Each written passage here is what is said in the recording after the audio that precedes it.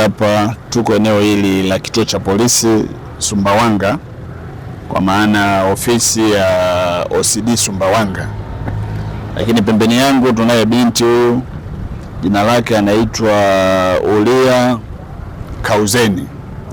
Ulia Kauzeni ni mtoto ambaye alikuwa anasoma shule ya sekondari Itwelele, amemaliza mwaka jana mwaka wa masomo kwa baada ya kidato cha 4, na kwa uwezo wake aliokuwa nao darasani afanya vizuri, akachaguliwa kwenda kidato cha 5 shule ya sekondari Kizwite, mchepuo wa HKL.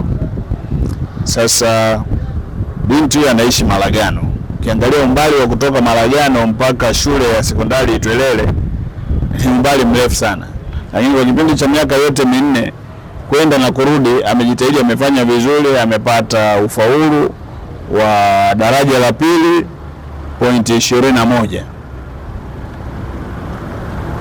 Hapo kijijini kwao akajitokeza mjanja, kamchukua huyu binti, kamgeuza kuwa mme wa huyu binti.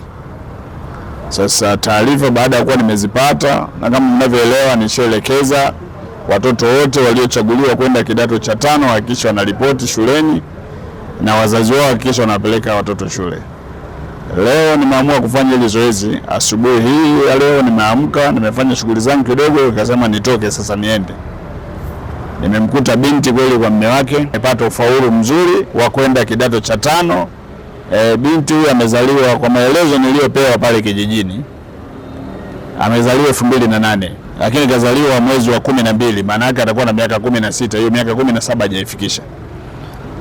Sasa nimeelekeza wazazi wa binti huyu leo hii, kwa sababu nimefika pale wameenda shamba na nimeambiwa ni mbali, kwa hiyo nilichoelekeza wote wahakikisha wanafika leo kwangu, kwa sababu mahali wamechukua mahali ya huyu binti. Kwa mtoto huyu kwa umri wake asingejiamulia tu kwenda kukaa kwa mwanamume tena pale pale kijijini bila hata kuogopa. Na binti ananieleza kwamba huyo jamaa anayeishi naye au aliyemchukua kama mume wake naye ni mwanafunzi ambaye inawezekana ameshindwa masomo pia ya sekondari, kwa sababu naye alikuwa anasoma huko Iringa, ngazi ya shahada ya ualimu.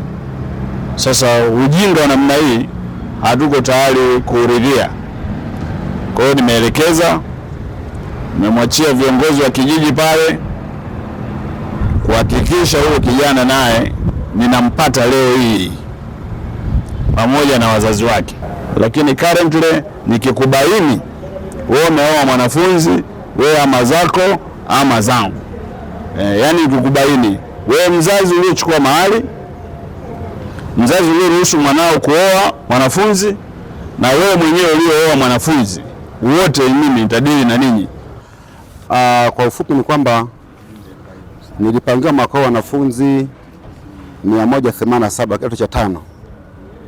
Sasa hadi napoongea saizi hapa nimeshapokea 133, na ambao hajafika ni kama 54, lakini miongoni mwa hao niliopangiwa ni kutoka mikoani, hasa kutoka Dar es Salaam pamoja na Morogoro na wengine mikoa ya jirani, lakini wengine ni wa mkoa Sumbawanga, mkoa wa Rukwa, hasa hapa manispaa. Nimepangiwa wanafunzi 44 ambao na wao miongoni mwao bado hajafika wote hadi sasa.